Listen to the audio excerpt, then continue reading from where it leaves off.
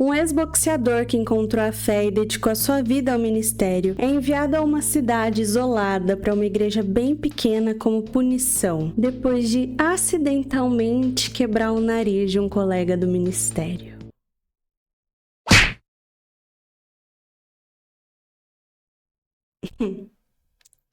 Mas quando ele chega lá, ele percebe que essa igreja não foi construída em torno do amor de Cristo, e sim em torno do ódio e do poder. Os fiéis são fanáticos e a devoção ao Monsenhor Wicks, dono daquela igreja e aparentemente da cidade inteira, chega a ser uma obsessão. Mas o que acontece quando o homem mais poderoso da cidade se transforma em um cadáver com uma estaca nas costas durante a grande missa da Sexta-feira Santa?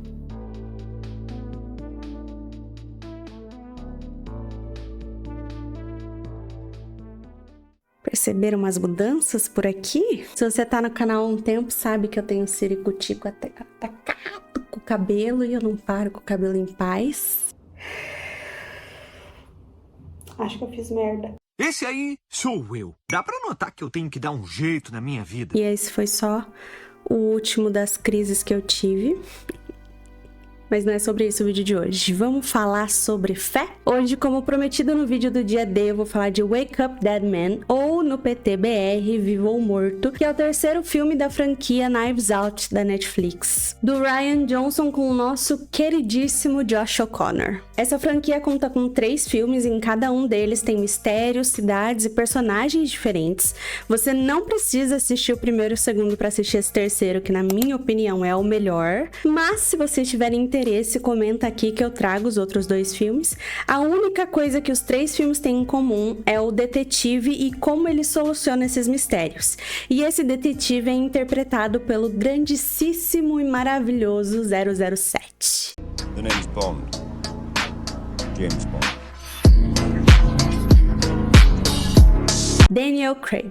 Um disclaimer importante. Nesse filme a gente vai falar sobre religião, sobre algumas críticas, mas as discussões vão ficar mais claras com o decorrer da história, com o decorrer do filme que eu vou trazer, enfim. Mas só um disclaimer que eu não tenho nada contra religião nenhuma, você tem o direito de ter a fé que você quiser, é só não utilizar isso para benefício próprio, para lucro próprio, tá bom?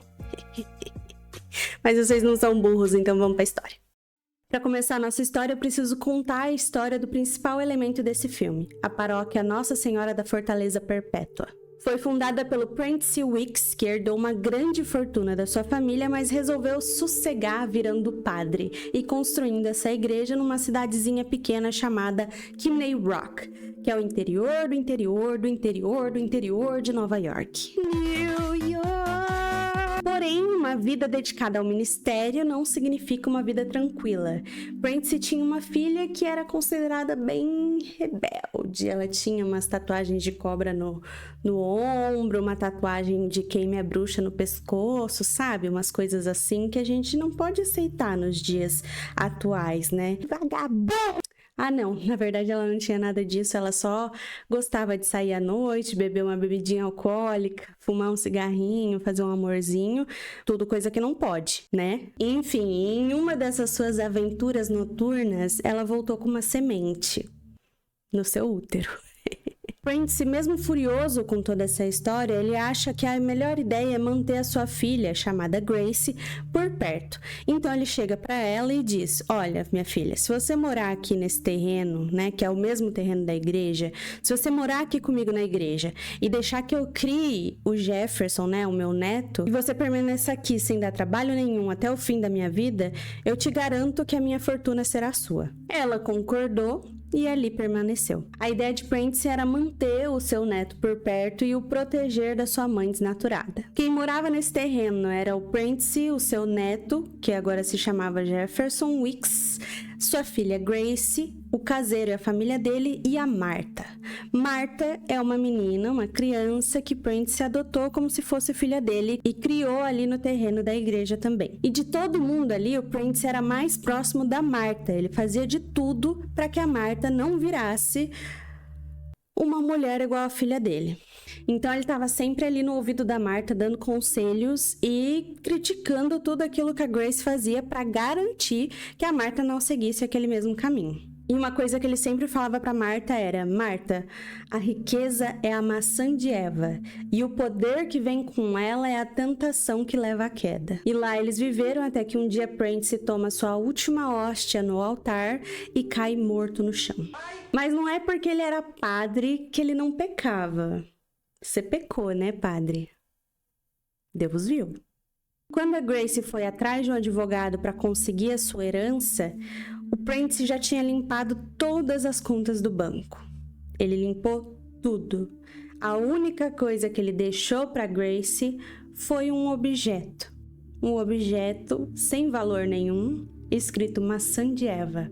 Ou seja, Prentice não tinha intenção nenhuma de deixar nada para Grace. A única coisa que ele queria era garantir que seu neto crescesse perto dele e perto de bons exemplos, né? Como na igreja e as pessoas que estão lá dentro. Grace, quando descobriu isso e se deu conta de que seu pai tinha te enganado, ela foi até a igreja, o lugar sagrado e o lugar preferido do seu pai, e destruiu tudo. E a Marta, que naquele momento era uma criança, viu aquilo acontecer, chegou próxima da Grace e disse no ouvido dela: Deus um dia vai te perdoar. Ouvindo isso, Grace, que estava com um demônio no seu corpo, revoltada, atacou a Marta e começou a desferir socos na cara da criança. Pessoas que estavam passando ali viram toda aquela situação, foram segurar a Grace e ajudar a Marta. Grace, no fim daquele dia, desamparada, destruída, depois de ter cometido a maior blasfêmia que alguém poderia ter cometido, de destruir uma igreja e ainda com um demônio no seu corpo, foi até a cripta onde o seu pai estava e morreu ali mesmo. Os médicos dizem que foi aneurisma, provavelmente causado por estresse. Marta acredita que foi a misericórdia divina. A destruição da igreja marcou todos os fiéis daquela cidade, mas marcou principalmente o Jefferson, que agora adulto comanda essa paróquia. E ele ainda mantinha a igreja sem nenhuma cruz no altar, apenas a marca de alguma coisa que existiu ali. Um lembrete do pecado vergonhoso da vadia safada, sua mãe, como ele sempre dizia. E até hoje ninguém sabe o que aconteceu com a fortuna de Prentice. Essa é a história que foi contada para todos os fiéis daquela cidade por todos esses anos. E a escuridão que essa história carrega é a fundação dessa igreja, é o que sustenta essa igreja. A blasfêmia, a maldade e a rebeldia da Grace é o que fortalece toda essa paróquia. Mas o que faria uma pessoa fazer desse lugar cheio dessa história obscura e pesada ser o seu lar espiritual? Antes de responder essa pergunta, vamos voltar para o dia de hoje e apresentar quem vai narrar todos os acontecimentos pra gente, o Padre Judge. Logo de cara percebemos que ele é um padre não convencional, um ex-boxeador que, em um ataque de fúria, acabou matando alguém dentro do ringue. Hoje ele ainda luta contra a raiva, mas entregou seu coração para Jesus e faz o que pode para ser bom para as pessoas. Mas não é porque você virou padre que você virou um santo. E um dia ele encontra um colega um tanto quanto desagradável e acaba dando um soco na cara dele. Mas é importante que vocês entendam que não é como se ele fizesse isso porque ele sentisse prazer nisso que ele tá fazendo, como se ele sentisse prazer em ser agressivo ou quisesse fazer isso. Foi um ataque de raiva que ele não conseguiu controlar e acabou pecando. Mas ele se arrepende, pede perdão e assume as responsabilidades e consequências daquilo que ele fez. Qual é a consequência? Ser enviado para uma igreja isolada de uma cidade pequena para ser assistente do padre dessa paróquia, o Jefferson Wicks, que é um padre conhecido pelos outros como um tanto quanto esquisito. E apesar desse não ser o seu cargo, ele faz questão de ser chamado de Monsenhor Wicks. Esse início é muito importante para a gente entender a personalidade dos dois padres que vão estar presentes na história a partir daqui. O Judge, no seu julgamento com os outros padres, ele tem uma discussão muito interessante com uma das pessoas que está o julgando, né, e decidindo qual vai ser a consequência dele ter dado o soco na cara de um outro padre. Você precisa entender que um padre é um pastor e o mundo é o lobo. E a resposta do Judge vai contra isso e mostra muito da sua fé e do seu caráter. Ele diz: você começa a lutar contra lobos e de repente tudo que você não entende se tornam lobos. E completa: Cristo veio para curar o mundo e não para lutar contra ele. E é muito interessante quando a gente traz essa discussão para o mundo real, porque quantas pessoas não utilizam da sua fé, né, não se dizem fiéis, cristãos, e utilizam da fé e da sua religião somente para lutar contra aquilo que eles não entendem? Quantas pessoas distorcem a fé e o que ela significa só para colocar os seus preconceitos acima de qualquer coisa, ou para lucrar com o medo das pessoas?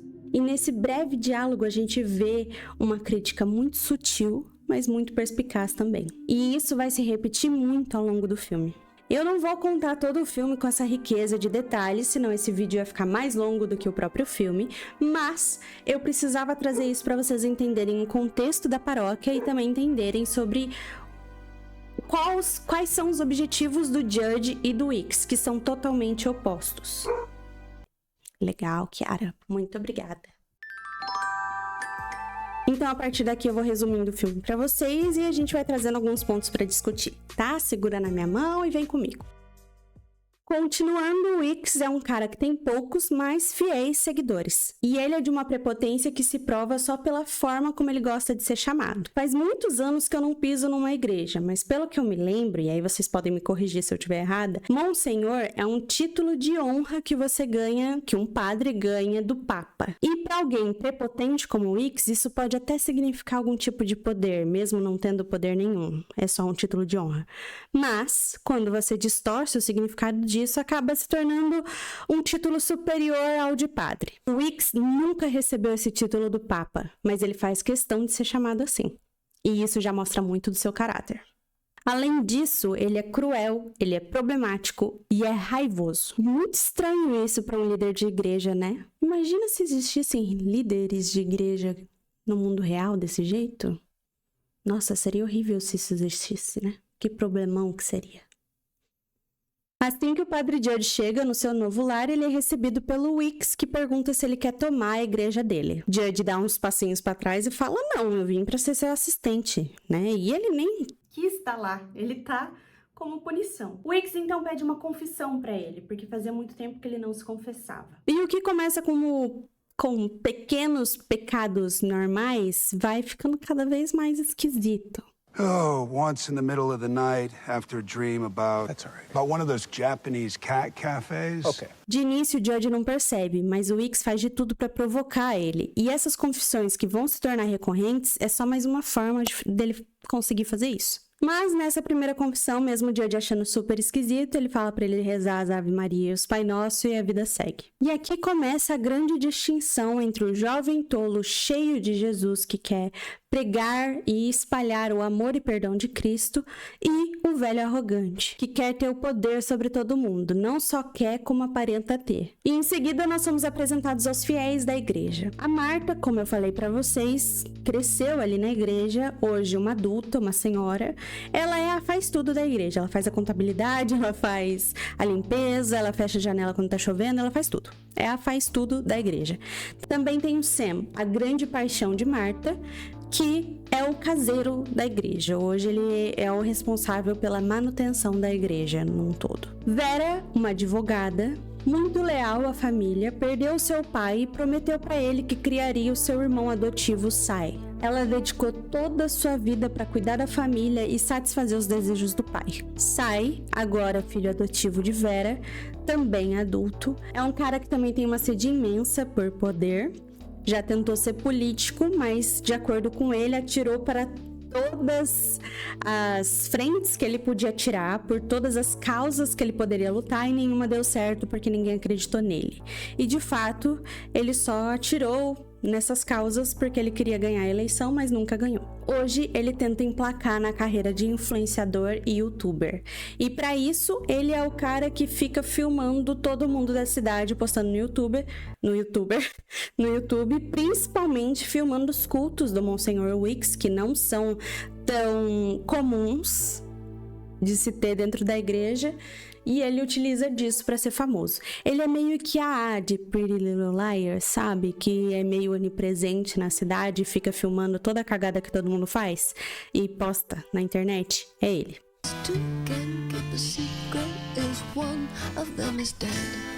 Temos o Dr. Nett, que é um médico que foi abandonado pela sua esposa acabou se tornando um alcoólatra por isso e acredita que não é bom em nada, não é o suficiente para nada. Lee, um escritor que tá meio flopado e se mudou para aquela cidadezinha para tentar escrever sua nova história.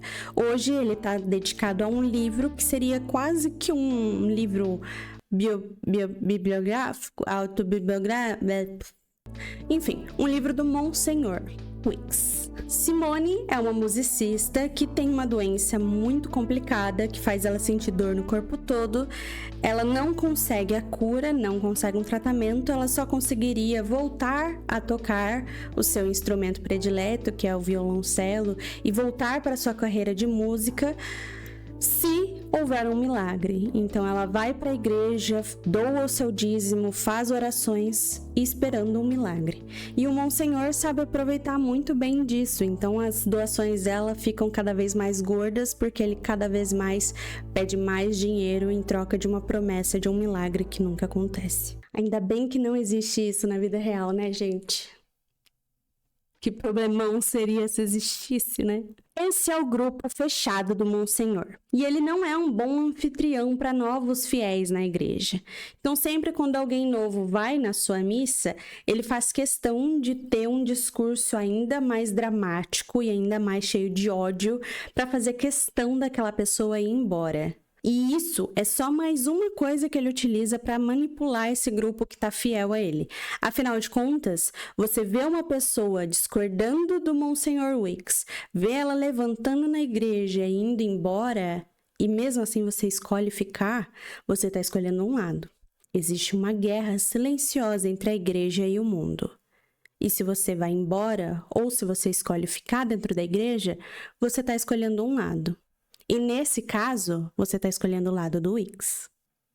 E mais do que isso, prova que não tem ninguém te segurando dentro dessa igreja. Você está lá porque você quer. Não à toa, as suas pregações são feitas em cima desse púlpito, onde ele fica acima das pessoas com a luz nas suas costas, para mostrar superioridade e até uma certa divindade. E, de novo, mostrar o poder que ele tem ali dentro. Vocês vão perceber que esse filme ele faz muito jogo de luz e sombra. E assim, se você não assistiu e tá vendo esse vídeo, eu aconselho você a assistir. Mesmo que você assista até o final, receba alguns spoilers, ou se você preferir assistir agora e voltar aqui depois, mas assiste, porque só o enquadramento e o jogo de luz e sombra e a forma como esse filme é filmado e contado pra gente já vale muito a pena. E esse jogo de luz e sombra acontece principalmente dentro da igreja e principalmente quando a gente tem algum tipo de discussão entre razão e emoção.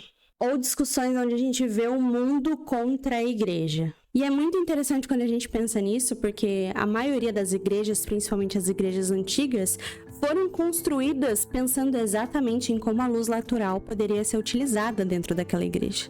A luz natural ser aproveitada no altar. Até hoje, a arquitetura utiliza da luz em praticamente tudo. Desde em que lado a gente vai construir a frente da casa, para saber qual ambiente vai ser mais quente, qual ambiente vai ser mais frio, qual vai ser o melhor lugar para a lavanderia, para as roupas secarem mais rápido, qual que vai ser o formato das janelas para entrar mais luz, menos luz, para ser um ambiente mais iluminado, menos iluminado, para economizar energia. Para tudo se analisa como a luz natural vai fazer parte daquele ambiente. E assim, eu acredito que poucos aqui sabem, o que vocês sabem é que eu também trabalho com publicidade, mas poucos de vocês sabem, se não nenhum, que eu sou formada em design de interiores também. Eu sou uma faz tudo, gente. É isso.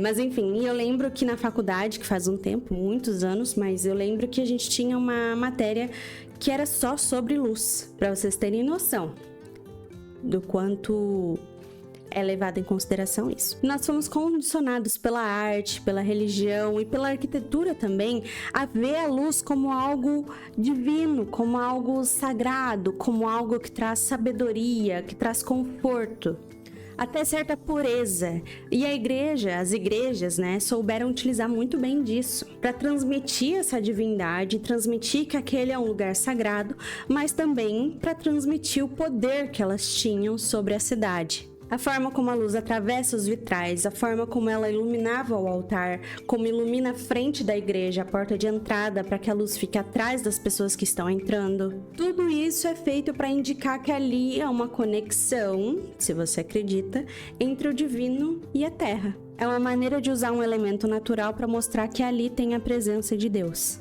Por consequência, a autoridade que está a falar ali no altar é uma autoridade que tem muito poder, que tem uma ligação bem próxima de Deus. E o diretor soube muito bem como utilizar essa linguagem visual no filme dele. Sempre que o personagem Wicks aparece no filme, principalmente dentro da igreja, a gente vê feixes de luz batendo nas suas costas, batendo no seu rosto. Ele praticamente sempre é filmado de baixo para cima para mostrar essa autoridade dele ali dentro. Até uma santidade, se for ver. E é essa a imagem que ele passava para os fiéis daquela igreja, de que ele era um santo. Foi se passando o tempo, mais precisamente 9 meses, e o Judge foi percebendo que tinham coisas muito erradas dentro daquela igreja.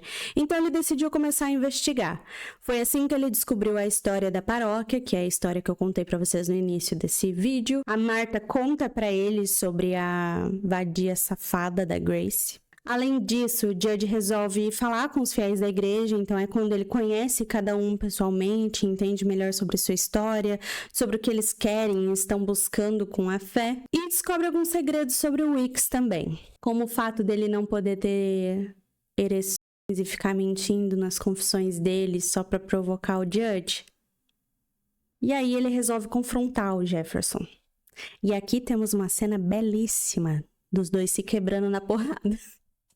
Uma cena que, inclusive, é filmada pelo Sai, que é onipresente, e postada no YouTube. Nessa altura do campeonato, já se instalou uma guerra fria entre o Judge e o padre Wicks. E todos os fiéis da igreja estão contra o Judge, porque eles pensam que o Judge chegou para tomar a igreja, que ele enfrenta o Monsenhor Wicks, que é o grande salvador da pátria para eles, né? Então eles estão todos contra o Judge. O Judge até tenta montar um grupo de oração com os fiéis para tentar se aproximar deles e para tentar influenciar eles de uma maneira positiva. Afinal de contas, ele vê que o Monsenhor Wicks trabalha muito com o medo deles, não trabalha com o amor e o perdão de Cristo, e sim com o medo dos fiéis e acaba manipulando aquela fé de alguma forma. Então ele quer apresentar para esses fiéis um outro lado da igreja que seria o lado certo, correto, por assim dizer, na visão do Judge.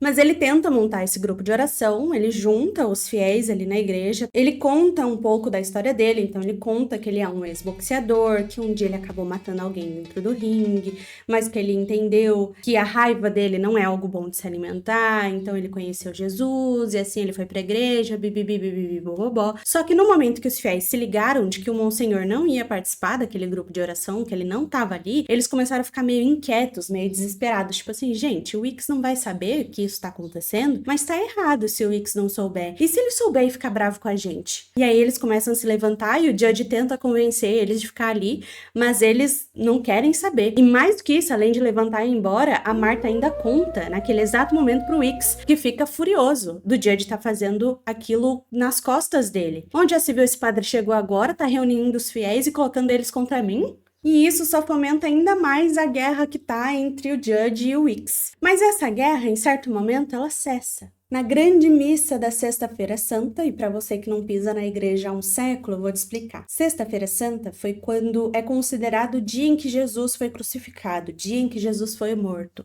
3 dias depois, o dia que Jesus ressuscitou, a Páscoa. Então, eles têm uma missa especial na Sexta-feira Santa, quando Jesus foi morto, e tem uma missa especial de Páscoa, quando Jesus ressuscitou. Por uma grande coincidência do destino, na missa da Sexta-feira Santa, Jefferson Wicks está pregando no seu púlpito ali, raivoso como sempre, até que ele vai fazer um breve intervalo ali numa salinha escondida no altar. Normalmente, na Igreja Católica, no altar tem essa salinha onde as pessoas se trocam, se preparam para a missa, onde ficam as hóstias para distribuir durante a comunhão e tudo mais. E nesse caso era uma salinha onde o Wicks usava para respirar durante os cultos. Então, em certo momento ali, ele precisava dar uma pausa, né, uma respirada, e ele entrava dentro dessa salinha para isso. No momento que ele entra dentro da sala, o Judge vai tomar o seu lugar no altar para, né, não ficar aquele silêncio enquanto ele tá tomando um arzinho ali na salinha.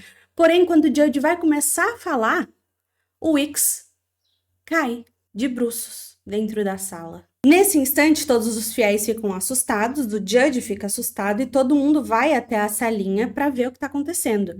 O Judge é o primeiro a entrar e quando ele entra e coloca a mão nas costas do Wicks, a hora que ele levanta a mão, tá encharcada de sangue. E ele percebe que tem uma faca, uma estaca, com uma cabeça de demônio vermelha nas costas do Monsenhor Wicks. Ele tá morto. Mas quem diz que ele está morto não é o Judge. O Judge fica desesperado ali. O Dr. Nett, que é médico, pede para ele sair de perto para ele averiguar ali a situação. Então o Dr. Nett chega perto e percebe que o Monsenhor foi pro beleléu. Então a polícia chega, todo aquele auê, né? Afinal de contas, o Monsenhor Wicks é o Monsenhor Wicks. O que será que aconteceu com esse homem? Então toda a polícia da cidade chega rapidamente, averigua um local e não conseguem identificar o que aconteceu, como que esse crime aconteceu. Afinal de contas, ele estava no altar, de repente ele entrou numa salinha que é toda feita de concreto, não tem como ninguém entrar e ninguém sair sem as outras pessoas verem. E aí ele tá com uma estaca nas costas? O que aconteceu? O assassinato ganhou cara de milagre. Porém, o único que estava mais próximo do Wicks era o Judge. Então, todos os fiéis que já estavam contra o Judge nessa altura do campeonato começam a o chamar de padre assassino. Afinal de contas, que outra pessoa seria, se não ele? Até os policiais acreditam que sejam ele. Apesar de, nesse momento, eles não conseguirem provar que foi o Judge, todos eles têm certeza de que foi o Judge. Porém, estamos diante de um crime disfarçado de um milagre. Não tem como esse crime ter acontecido. O Judge, desesperado, volta para a igreja para orar, para tentar se acalmar, afinal de contas ele não sabe como provar sua inocência e tá todo mundo acreditando que foi ele. Nessa altura do campeonato, o Sai já colocou no YouTube que ele matou o Monsenhor Wicks, todo mundo tá contra ele e ele tá numa cidade que ele não tem ninguém para dar apoio para ele. E os policiais que estão investigando o caso, na verdade eles estão investigando como incriminar o Judge. Então no momento que eles acharem alguma coisinha que incrimine ele vai ser preso. Ele tá desesperado, mas daí ele decide ir para a igreja e orar, até que sua oração é interrompida por Benoit Blanc, que de primeira ele não se apresenta como detetive. Ele entra na igreja e começa a conversar com o padre sobre fé. Ele não consegue entender a fé que o Judge tem. Então eles começam a discutir. E aqui, mais uma vez, a gente vê um jogo de luz e sombra magnífico, senhores! Porque começa a sombra enquanto o Benoit tá falando da razão, né, e do porquê que ele não acredita, e de toda a manipulação que a igreja faz em cima dos fiéis, que ele acredita que é uma grande manipulação de medo, em busca de benefícios próprios e lucros próprios, enquanto o Judge fala sobre a fé, sobre o amor de Cristo, e aí uma luz vem enquanto ele fala sobre isso. Gente, uma grande conversa sobre razões e emoções. É fazer valer a pena. Porém, essa linda cena e essa incrível discussão é interrompida quando a policial entra e fala: e aí, meu filho, você já conseguiu falar com ele? Já conseguiu uma confissão? Já conseguiu alguma coisa? E aí o Judge percebe que, na verdade, esse senhor... Será que é justo chamar de senhor? Esse cara que entrou na igreja, na verdade, não é uma pessoa qualquer que quer entender sobre Jesus, sobre fé, sobre igreja. Na verdade, é um detetive que tá ali para investigar o caso. E aí fica uma torta de climão, né? Porém, o Benoit Blanc aproveita disso e já explica pro Judge: eu não tô aqui junto com os policiais. Eu sou um consultor. Eu vou investigar a parte. E eu tenho certeza que você é inocente. Então você vai me ajudar a encontrar o assassino do Monsenhor. E aí começamos nossa investigação. Para conseguir solucionar esse crime, primeiro a gente precisa investigar o corpo, depois a arma do crime e por último a cena onde tudo aconteceu. O corpo, aparentemente... tá morto mesmo. Eu tenho quase certeza que eu não vou conseguir pegar a cena pra colocar aqui pra vocês, e aí isso que eu acabei de fazer vai ficar meio sem sentido. Mas ele tá morto mesmo, tá? Tem uma cena que eles rolam o corpo assim, o corpo cai no chão. Comédia, humor no ponto certo. Nada de útil no corpo. Vamos para a arma do crime. A arma do crime, como eu falei pra vocês, era uma estaca com uma cabeça de demônio pintada de vermelho. Essa cabeça de demônio a gente já tinha visto antes no filme, não comentei com vocês porque eu não vou ficar detalhando tudo, mas era uma cabeça de demônio que tinha num abajur em um bar específico da cidade. E quando o Judge estava triste com tudo que estava acontecendo na vida dele, que estava todos os fiéis contra ele, antes do crime acontecer, ele acabou pegando essa cabeça de demônio e jogando num terreno e acabou atingindo uma janela específica, quebrou, enfim. Mas a gente já tinha visto essa cabeça do demônio antes, só que ela era dourada, agora ela estava vermelha. Então o que eles fazem? Eles vão até esse bar para ver o que pode ter acontecido ali. Quando eles chegam até o bar, eles analisam uma fotografia. E aí a gente vê o Benoit fazendo assim, né? Ou seja, ele tava vendo alguma coisa que a gente ainda não tava vendo. Só que o Judge vê. O Judge vê que tinha uma mala no chão, na foto, e tinha uma mala no chão ali também. E aí eles percebem que aquela mala é do Dr. Net. Então, cadê o Dr. Net? E aí eles veem que o doutor tá escondido num banco lá no fundo do bar. Porém, ele, nessa altura, já tá bêbado, começa a culpar o Judge, faz maior cena, fala que ele é um padre assassino, que ele é horroroso, bibibibibibobobó, e que deviam prender ele, que ele não devia estar solto na cidade, e vai embora. Mais uma vez, nada de útil. Então, eles vão até a cena do crime e começam a pensar em algumas possibilidades. Infelizmente, pro Judge, a possibilidade mais forte é que ele, por estar atrás do Monsenhor no momento que ele tá no púlpito, ele poderia ter jogado alguma coisa, poderia ter feito alguma coisa, mas mesmo assim é uma possibilidade muito fraca, porque as pessoas iriam ver, né, ele fazendo isso. Mas, como eu falei pra vocês, eles estavam sem saída e analisando a cena, eles pensam em várias possibilidades, mas não chegam em nada, e todos os olhos da polícia estão no Judge, então o homem tá fudido. O Judge não sabia mais o que fazer e o Blanc também não sabia mais o que fazer. Ele não sabia mais pra onde ir. E o Judge, nessa altura, chega até a desafiar o Blanc. Falou, ué, você não é o melhor detetive que tem? Você não consegue solucionar todo e qualquer crime? Por que esse você não consegue? E o Blanc diz, esse crime parece um milagre. Mas pera, eu acho que tem um lugar que a gente ainda não procurou que a gente pode encontrar a resposta. E é dentro da sua cabeça. Então, eles vão para uma parte da igreja, lá na parte que tem a secretaria da igreja, e ele fala, você vai me contar tudo. Eu quero todos os paus, galera. Essa que é a verdade. Eu quero todos os paus. Desde o momento que você chegou aqui até agora, você vai escrever tudo, toda essa história num papel, e vai me entregar para eu ler, para eu ver se eu identifico alguma coisa. Toda essa história que a gente viu até agora era o que o Judge escreveu pro Blanc, e no caso, pra gente. Então, agora estamos pau a pau com o nosso protagonista, e com o detetive. Então ele passa horas escrevendo essa história que eu já contei para vocês, sobre a paróquia, sobre o Wicks, sobre os fiéis, contando sobre cada um, descrevendo o que ele viveu no dia que o Monsenhor morreu, explicando tudo. Só que uma coisa que ele não tinha contado pro Benoit e não tinha contado pra gente é que quando ele viu o corpo do Monsenhor na sala e ele entrou, ele foi o primeiro a entrar. Ele viu que tinha uma garrafinha de álcool. Como que chama essas garrafas? Essas aqui. Tinha uma dessa de álcool jogada ali no chão. E ele, no momento que ele viu, ele escondeu essa garrafa. Ele, fechou mais a porta, assim, pra esconder essa garrafa. E depois, quando todo mundo já foi lá fora pra conversar com a polícia, ele voltou pra cena do crime, pegou essa garrafa, escondeu essa garrafa e foi embora. Foi embora não, né? Foi lá falar com os policiais. Só que essa garrafa seria uma prova de alguma coisa. Poderia ser uma possível prova.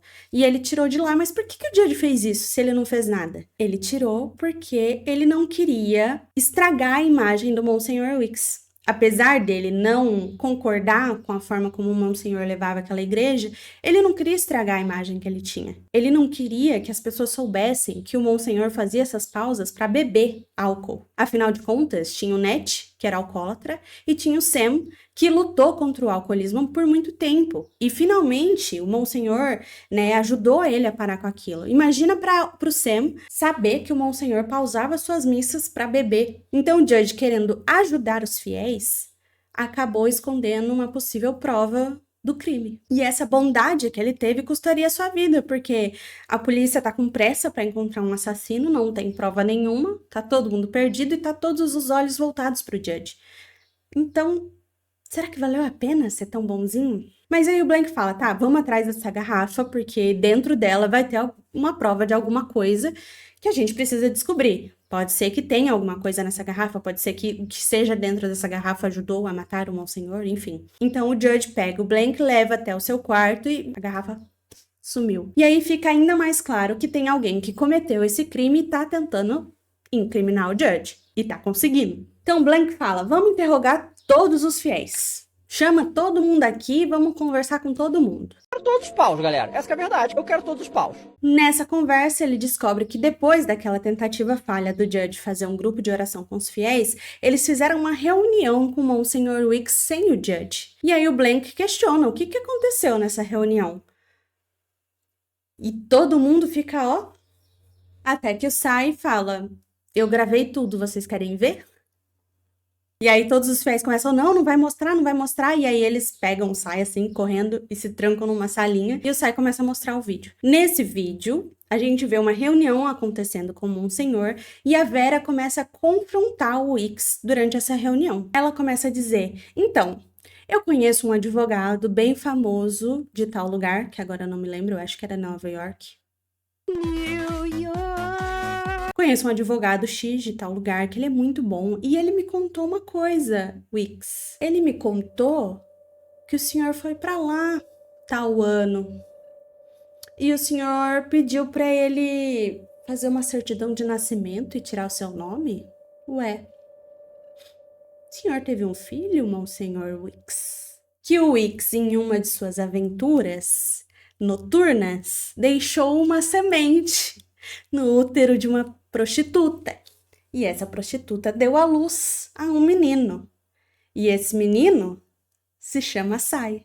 What the hell no? E aí, o pai dela, que conhecia esse advogado, pegou esse menino, trouxe para ela e a obrigou a criar esse menino. Ou seja, a Vera desistiu da sua carreira, da sua vida, abriu mão para criar um filho que ela julgava ser seu irmão adotivo, sendo que era filho do Wicks. E ele pediu para esse advogado encobrir todo esse caso para ninguém saber que ele tinha tido um filho. E ela ali contou isso para todo mundo. Mas mesmo assim, os fiéis continuam protegendo o Wicks e ficam contra a Vera, por ela estar enfrentando ele. Onde já se viu isso acontecer? E aí ele fala assim, é verdade, o Sai é meu filho, vai lá dar um abração no Sai, fala assim, eu não via antes, mas agora eu vejo, ele é meu filho, não sei o que, eu amo ele, bibibi. E aí ele fala, vou ser muito sincero com vocês, a igreja está em guerra contra o mundo, a igreja precisa de um guerreiro. E esse guerreiro é o Monsenhor Wicks, e que agora ele vai fazer o seu último ato, a sua última missão como guerreiro da igreja. O seu último ataque será fazer uma última missa. E nessa missa, ele vai acabar com a vida de cada um que está sentado naquela sala. Vai expor cada um. E aí ele começa a esculachar todo mundo. Ele começa, Net, você é um alcoólatra fudido. Li, você é um escritor de bosta que tem que vir aqui escrever de algo que você nem sabe o que é. Blablabla. Vera, você é uma manipulada. Começou a esculachar todo mundo, foi babado. E aí ele fala assim, e sabe o que eu vou fazer depois? Eu vou pegar o dinheiro da minha família, que agora eu sei onde tá, vou catar o Sai e vou vazar daqui. E vocês nunca mais vão ouvir falar sobre a gente. E aí começa todo mundo, você é um charlatão, você é um bosta, porque daí agora que afetou todo mundo, agora tá todo mundo contra o Wicks. E aí todo mundo começa a brigar com ele, e a Marta, ó, Mona Lisa, só observando. Quando acaba o vídeo, o Sai conta pro Judge e pro Blank que, na verdade, o Monsenhor fez isso porque ele pediu. Ele descobriu que era filho do Wicks, porque a Vera descobriu e contou pra ele, antes de contar pra todo mundo, e ele foi até o Wicks e falou, olha, eu já sei que você é meu pai e tal, eu sei que tem uma fortuna aí sua, né? Por que a gente não usa isso pra ter mais poder? Você já tem a igreja que te dá muito poder. Comigo, você vai virar um deus. Imagina o poder que a gente teria sobre todos os fiéis, sobre todo mundo, usando a internet, usando seus cultos, usando você e a nossa fortuna. Porém, os planos não saíram como planejado, afinal de contas, o Wicks morreu. E ele morreu sem contar para o Sai onde estava a fortuna. Então, o Sai ficou sem nada e agora ele está procurando a fortuna que é dele, afinal de contas, ele é filho do Jefferson, então ele tem direito sobre essa fortuna.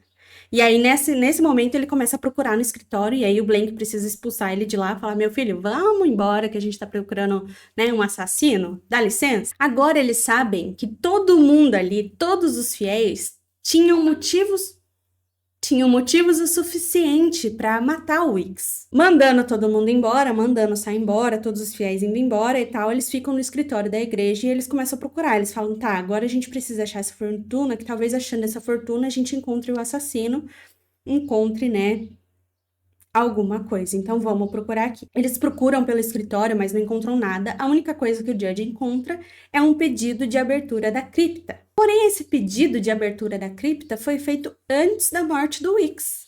Então, se eles descobrirem quem pediu para abrir a cripta, eles descobrem quem matou. Ô, Jéssica, peraí. Como assim abrir a cripta? Que porra é essa? Calm down, calabreso. Eu vou te explicar. Essa cripta é a mesma cripta onde o Prince foi colocado depois de morto e onde a Grace morreu. E o Weeks, depois de morto, também foi colocado dentro dessa cripta. Só que como que ela funciona? Ela precisa de um equipamento de construção para ser aberta, porque ela é lisa assim, e aí precisa desse equipamento para arrancar a porta de lá e enfiar alguma coisa ali dentro, ou tirar, né?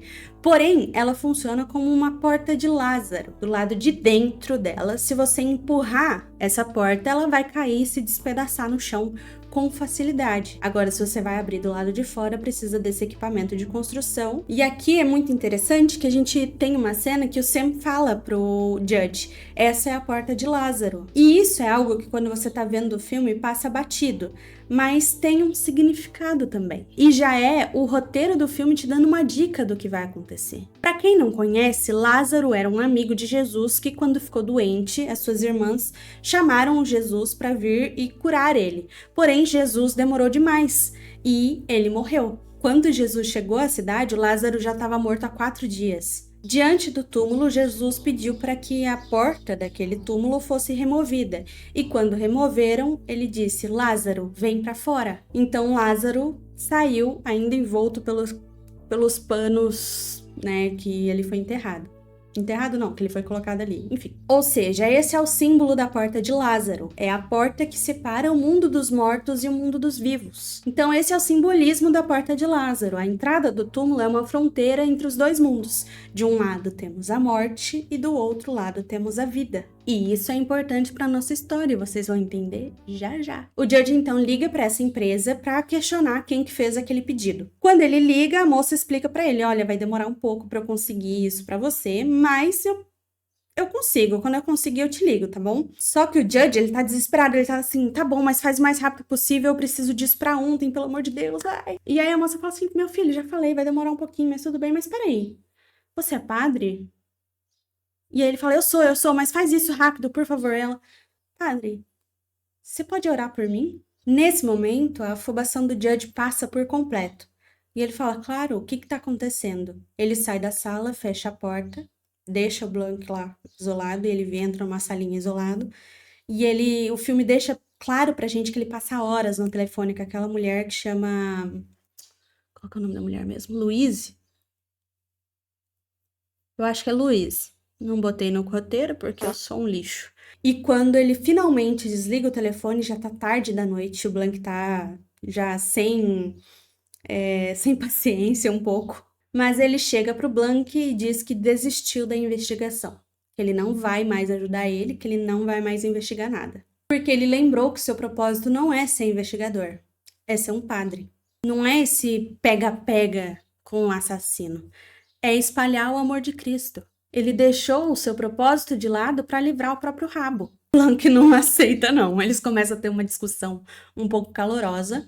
E o Judge questiona, ele fala, por que você acha que eu virei padre, afinal de contas? E o Blanc joga na cara dele, porque você sentia culpa. E a igreja te deu um lugar seguro para você se esconder. E um método claro de te dar uma sensação de absolvição. Então o Judge respira fundo e explica para ele.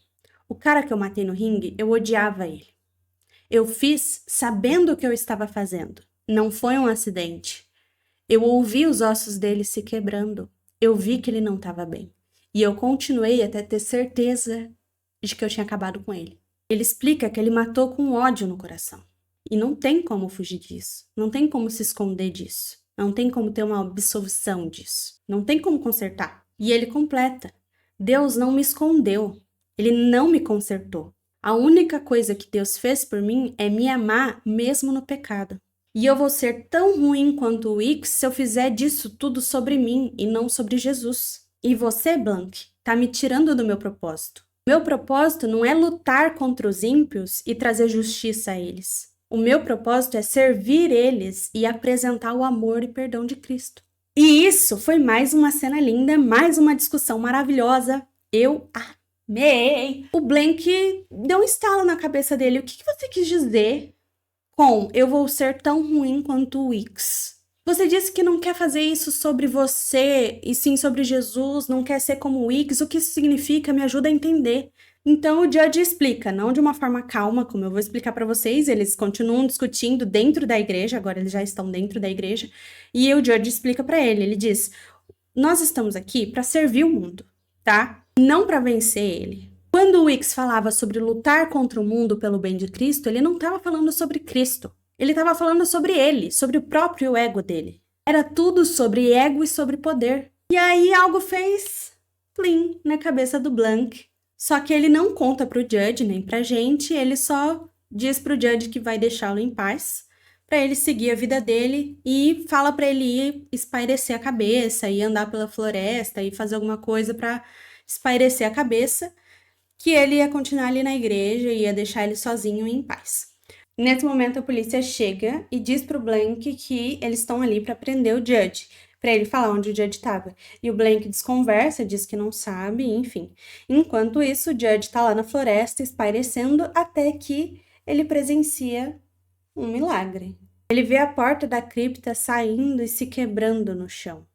E quem sai de dentro dela? O Wicks, vivo. Mas na frente da cripta, o Sam estava parado olhando para dentro, como se ele soubesse o que fosse acontecer. E o Wicks vai para cima dele. O Judge vê aquilo, fica desesperado, porque ao mesmo tempo que ele tá vendo um milagre, ele tá vendo o Sam sendo atacado, e ele corre para ajudar. No meio do caminho, ele sem querer se escorrega ali, se espatifa no chão também, igual a porta. E quando ele vai para dentro da floresta de novo, para dentro do matinho ali onde os dois se enfiaram, ele toma um porretão na cara do Wicks. Quando ele acorda, o Wicks não tá mais ali, mas Sam está no chão, morto, com uma foice no seu peito.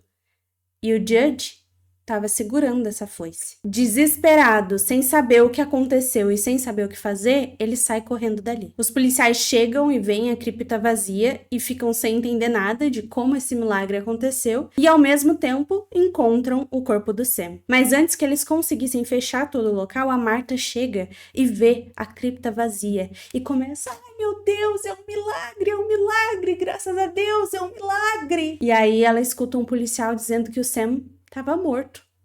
E aí ela vê o corpo do Sam e ela começa: não, desgraçados, não. E aí a gente tem mais uma cena. E aí, Kiara! E aí a gente tem mais uma cena maravilhosa, que é o Judge correndo e a Marta gritando. E aí fica intercalando as duas cenas. Se eu conseguir pegar, porque a dona Netflix não deixa, né, pegar algumas cenas dos filmes, mas se eu conseguir, eu coloco aqui. Judge, depois de tudo isso que aconteceu, sem entender nada e já cansado de toda essa merda que tá acontecendo na vida dele, ele decide se entregar. Porque ele tem certeza que ele não matou o Wicks, mas ele acha que matou o Sam. Por mais que seja acidente, se for, é o que a cena deu a entender que aconteceu. Então ele tá decidido a se entregar pela morte do Sam. Quando ele chega na delegacia, o Blank rapidamente já vê ele, já esconde ele dentro do carro e fala: meu filho, você não vai confessar nada. Daqui a gente vai pra casa do Nat, porque eu tenho suspeita de uma coisa e a gente precisa ir lá para averiguar antes que você se entregue. Nessa altura do campeonato, cidadezinha pequena, né? Todo mundo meio fofoqueiro, todo mundo já sabe do grande milagre. Mas onde que ele foi parar? Enquanto isso, o Blank e o Judge vão para a casa do Nat e quando eles chegam lá, a casa tá toda quebrada. Parece que teve uma briga ali. E aí eles descem até o porão e quando eles chegam lá, tem alguém que parece o Wicks de joelhos de frente para uma banheira. E quando eles chegam perto, eles percebem que a banheira tá cheia de ácido e o corpo do Wicks tá metade puro osso, derretido. Só que ao mesmo tempo parece que ele estava segurando alguma coisa dentro daquele ácido. Então o Blank decide esvaziar aquela banheira. ela já tá conectada, como se aquilo ali tivesse sido montado para aquilo. Tá conectada a uns canos que esvaziam a banheira, e aí ele esvaziou. E no fundo da banheira tem o Dr. Net, todo triturado, né? Todo triturado não, todo derretido pelo ácido. Que nojo. Mas além desses dois corpos nessa situação extremamente desconfortável, eles encontram a maleta do Net e dentro dessa maleta eles encontram um frasco de um tranquilizante muito potente. E também tinham 2 xícaras de café em cima da mesa. Porém, o Judge já tá decidido de que vai se entregar, então ele decide ir até a igreja fazer a sua última oração para se entregar para a polícia. Chegando lá, ele começa a orar, e ele é interrompido pela policial que já está ali para prender ele, e todos os fiéis estão ali na igreja também porque eles testemunharam um milagre que foi o Weeks ter ressuscitado. Só que a policial diz que tá ali para prender o Judge, mas que se ele quiser confessar, aquele é um bom lugar. Porém, antes que ele pudesse terminar a primeira frase dele, o Blank já interrompe ele logo de cara e fala: meu filho, você não vai falar nada.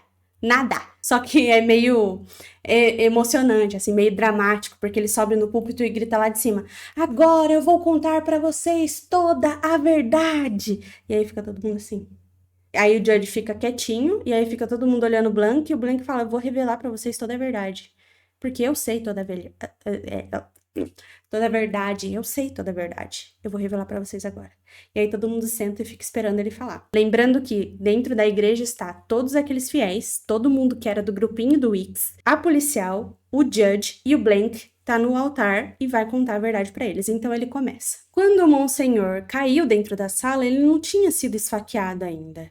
O que aconteceu, na verdade, foi que ele fazia esses intervalos para tomar o seu sedativo, conhecido como bebida alcoólica, só que naquele dia a sua bebida estava adulterada, com um tranquilizante muito potente, que o fez desmaiar na hora. Aquele mesmo tranquilizante que eles encontraram na maleta do Net. Mas o Judge foi o primeiro a entrar lá dentro, e quando ele entrou, já tinha a cabeça do diabo nas costas do Monsenhor Weeks, e algo que ele acreditou que era sangue. Quando eles foram até o bar e estavam olhando a fotografia, o Judge pensou que o Blank estava falando da maleta do Nat. Mas, na verdade, ele estava falando dos abajures. Tinham 2 abajures iguais. Ou seja, 2 cabeças do diabo iguais. E as 2 estavam sem. Então, a pessoa que pegou uma cabeça também pegou a outra. Mas por que as 2 cabeças e por que elas estavam pintadas de vermelho? Uma já estava costurada na roupa do Monsenhor antes mesmo de algo acontecer, antes da missa. E ela era vermelha porque vermelho era a cor da faixa que era utilizada na grande missa da Sexta-feira Santa. E essa cabeça estava ligada a uma bolsa de sangue que era ativada por um controle. O Dr. Net foi o que entrou em seguida dentro da salinha com o corpo do Monsenhor. E quando estava todo mundo desesperado, sem saber o que estava acontecendo, ele aproveitou aquele momento para enfiar a estaca verdadeira nas costas do Monsenhor Weeks. A única coisa que ele precisava fazer era pegar a garrafa adulterada para ele não ser culpado. Só que o Judge tinha escondido ela. A tola compaixão do Judge fez com que ele tirasse a única prova do crime de dentro da cena do crime. Mas por que todo esse teatro? Por que fazer desse crime parecer um milagre? Então Blank diz: esse é um esquema muito maior que vai muito além do que a gente está vivendo agora. Vai até o alicerce dessa igreja. E é o que atrai a mim, um descrente, até o reino da pura fé. Um santo homem derrubado, mas não pelo homem, pelo próprio Satanás, depositado em uma tumba selada com um pai dele. Mas então, pela vontade de Deus, ele é ressuscitado. Um símbolo do Senhor sobre a morte, a justiça pelo sagrado. Porém, quando ele vai revelar o que precisa ser revelado de quem então matou, ok, foi o Net, mas o que aconteceu depois disso? Como que ele ressuscitou? Quando ele ia revelar tudo isso, ele olha para o Judge, reflete e fala: eu não posso contar para vocês o que aconteceu. Só que aí os fiéis que estavam dentro da igreja interpretaram isso como: eu não consigo solucionar esse caso. E aí saíram espalhando para todo mundo que aquele caso realmente era um milagre, que tinha acontecido um milagre, que o próprio Benoit Blanc, um detetive, o melhor detetive do mundo, assumiu que aquilo era um milagre. Quando, na verdade, o que ele disse é que ele não ia revelar o que tinha acontecido, mas ele já sabia de tudo. Porém, os fiéis todos... Qual que é essa palavra? Entusiasmados com o tal milagre, saíram correndo da igreja para espalhar para o mundo esse milagre. O Sai foi gravar seus vídeos, todo mundo saiu dando entrevista, uma loucura, menina! E ficou dentro da igreja a policial, o Blank e o Judge. E a policial vira pro Blank e fala, meu, você deu todo esse showzinho para não explicar porra nenhuma? O que tá acontecendo? Realmente tudo que aconteceu foi um milagre? É isso que você tá falando pra gente? É disso que você quer convencer a gente? E aí o Blank fala, Deus é uma ficção. A minha revelação não veio de Deus, veio do Judge. O exemplo dele de ter graça. Graça pelo meu inimigo. Graça pelos quebrados. Pelos que menos merecem. Graça pelos culpados. E nesse momento a gente vê alguém entrando na igreja. É a Marta. Marta olha pro Blank e diz, você sabe de tudo? E o Blank fala, pois é. E ela fala, e você preferiu se fazer de tolo na frente de todo mundo?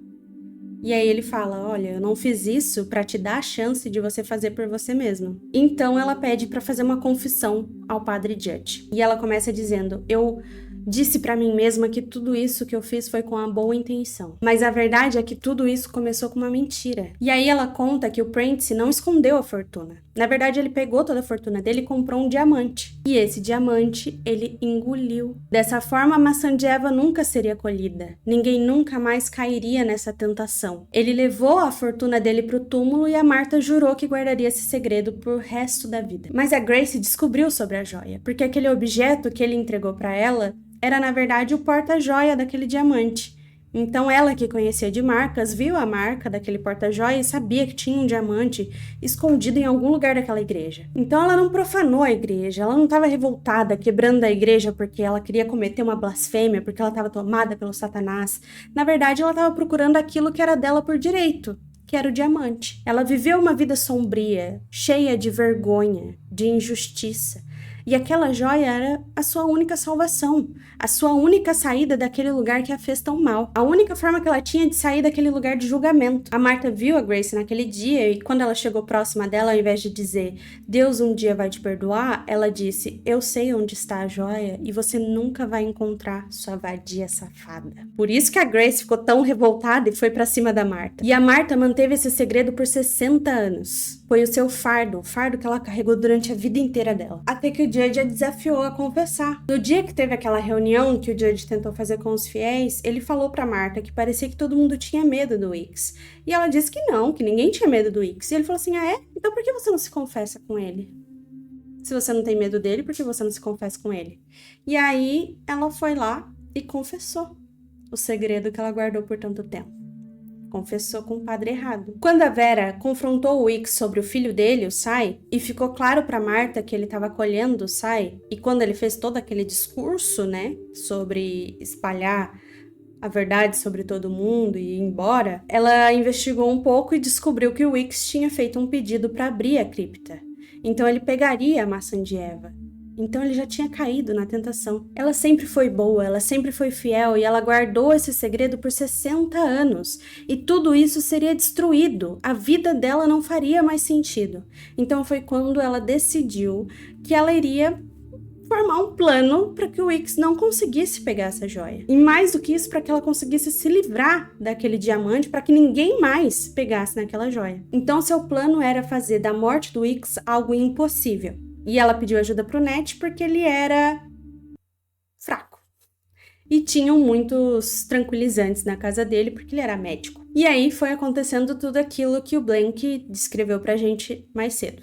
Mas como o Wicks ressuscitou? Quando eles foram enterrar o Wicks, quem fazia os caixões era o Sam. Então a ideia deles era o Sam ser enterrado no lugar do Wicks, dentro da cripta. Assim, ele pegaria o diamante, ressuscitaria, assim o Wicks seria um santo, seria dado como um milagre. Eles derreteriam a joia e o corpo do Wicks em uma banheira cheia de ácido. Que nojo! Mas deu tudo errado, porque quando o Sam ressuscitou, né, quando o Wicks ressuscitou e era o Sam, ele não foi atacar o Ned, ou atacar o Sam. que na verdade a pessoa que estava na frente da cripta era o Ned. Ele não foi atacar ele. Eles foram se esconder para conversarem, né, e tirar aquela roupa que o Wicks se vestia, para ir derreter a joia. Só que o Judge apareceu. Quando o Judge apareceu, o Sam deu um murro na cara do Judge pro Judge desmaiar e não ver que era o Sam e não o Wicks. E aí o Ned ficou segurando a joia. No momento que ele viu aquele diamante, ele caiu em tentação e matou o Sam. E a ideia do Ned era matar a Martha para ficar com o diamante. Quando a Martha chega e vê a cripta vazia e começa a glorificar a Deus, ela pensa que seu plano deu certo. Porém, ela vê o Sam morto. Então, naquele momento que ela vê o corpo do Sam, ela entende que o Ned caiu em tentação e que ela teria que se livrar dele. Então, ela vai até a casa do Ned para eles destruírem o corpo do Wicks e a joia, que era o combinado, só que o Ned não sabe que ela viu o Sam morto e não sabe que ele ainda caiu em tentação. Então, ele diz para ela que antes deles derreterem o corpo, que eles tomem um cafezinho, né? Porque ninguém é de fé. Enquanto eles tomam um café, o Ned fala para ela, olha, a verdade é que eu matei o Sam.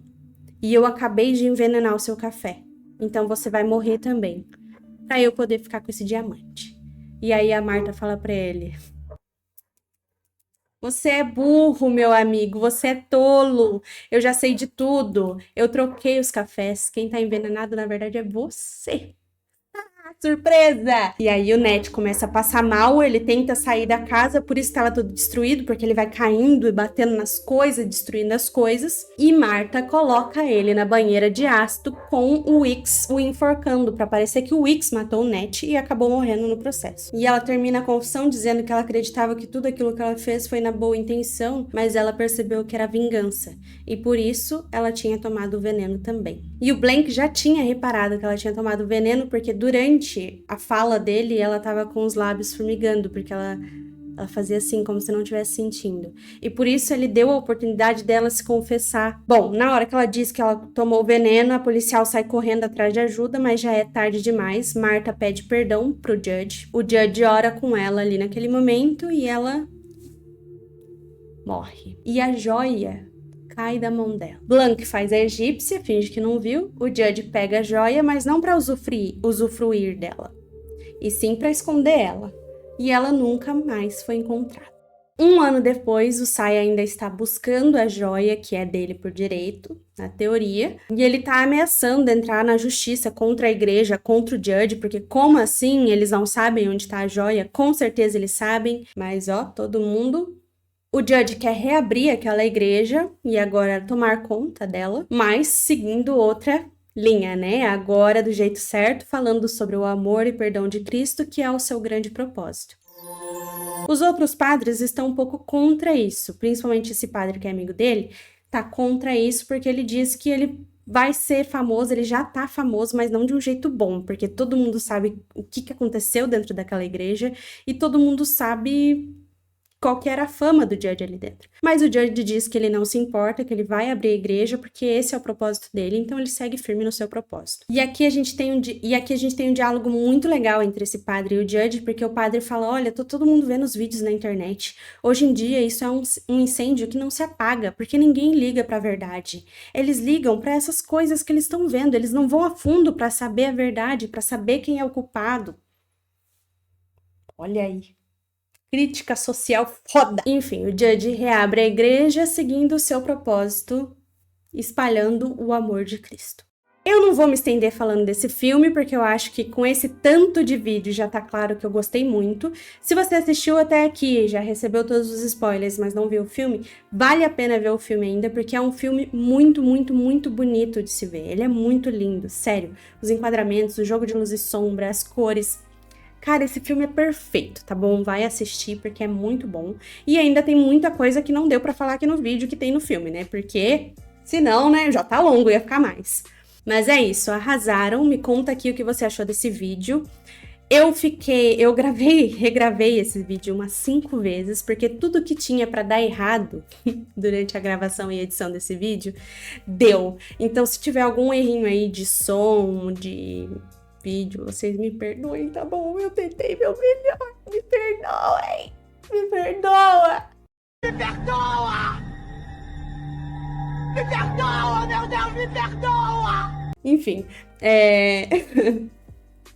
muito obrigada pelos 300 inscritos, tá? Esse vídeo acabou demorando mais que o normal por conta desses problemas, mas eu quero tentar trazer com mais frequência sobre outros assuntos também. Comenta aqui qual filme você quer ver. De novo, muito obrigada por todo mundo que tá chegando. Se você ainda não é inscrito, se inscreva e deixa o gostei, tá bom? Um beijo e tchau!